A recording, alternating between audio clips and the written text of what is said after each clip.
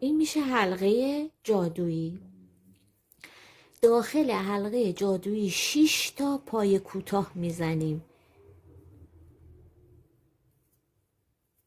1 2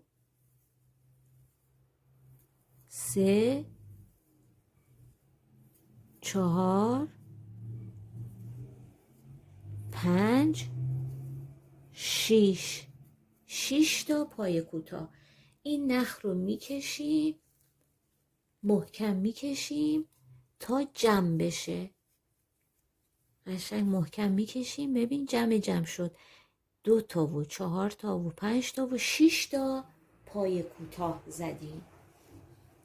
خب الان ما باید وصل کنیم. کجا وصل کنیم؟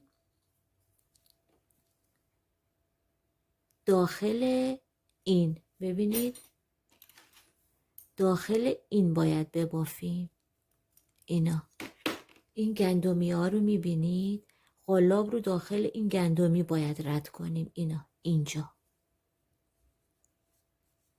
خب ما پس برای شروع رج دوم قلاب رو داخل این میندازیم، داخل این گندمی.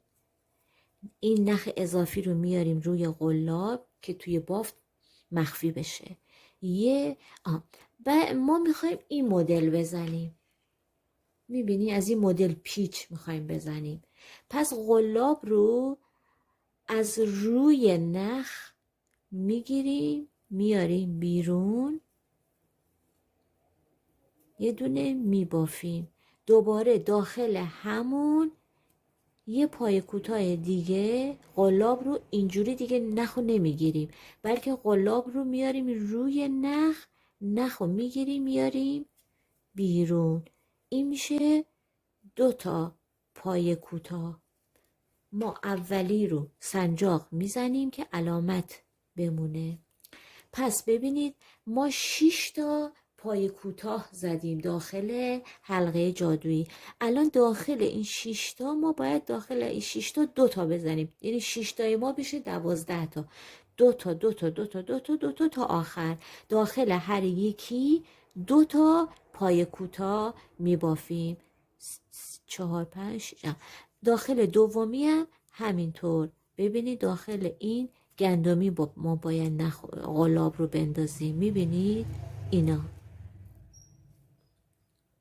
نخ رو میاریم اینجا. گفتیم که قلاب رو اینجوری نمیگیریم نخ رو بیاریم، نه، قلاب رو روی نخ میذاریم، میکشیم میاریم بیرون. این یک. دوباره داخل همون ببین قلاب رو از زیر نخ نمیگیریم، نه، قلاب رو روی نخ میگیریم میاریم بیرون.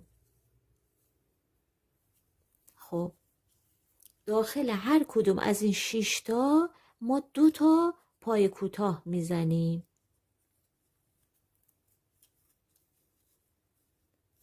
1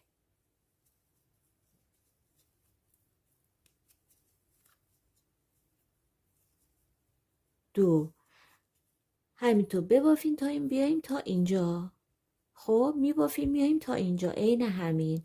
داخل یکی از اینا ما 2 تا میبافیم. نخ رو هم اینجوری به حالت پیچ میگیریم میاریم. این 1، اینم 2. این 2 تا رو داخلشون میبافیم.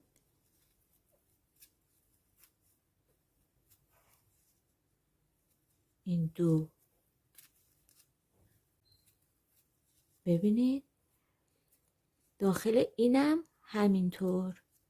این نخ هم گفتیم اینجا میذاریم که بین بافت مخفی بمونه، تمیزکاری بشه. قلاب رو ببین اینجوری نخ رو نمیگیریم، همش تا آخر بافت قلاب رو روی نخ میگیریم میاریم بیرون. اینجوری میبافیم. اینم 2. خب الان ما 12 تا پای کوتاه بافتیم. رج اول 6 تا پای کوتاه، رج دوم 12 تا. 2 4 6 8 10 12 تا. خب الان ما میریم برای رج سوم. رج سوم ببین این اولین دونه علامت گذاشتیم شروع رج، سنجاق رو باز میکنیم، داخلش ما داخل این 2 تا پای کوتاه میبافیم، یعنی زیاد میکنیم. ببینید این 1، اینم 2. اولی رو سنجاق میزنیم که شروع رج ما مشخص باشه. خب الان ما یه دونه زیاد کردیم، یکی تک میبافیم، یه دونه ببینید داخل اینا ما میبافیم، میبینی ما داخل اینا میبافیم اینهاش. خب الان یه دونه زیاد کردیم، یه دونه تک میبافیم، این تک. حالا داخل این یکی یه دونه زیاد میکنیم، 1 2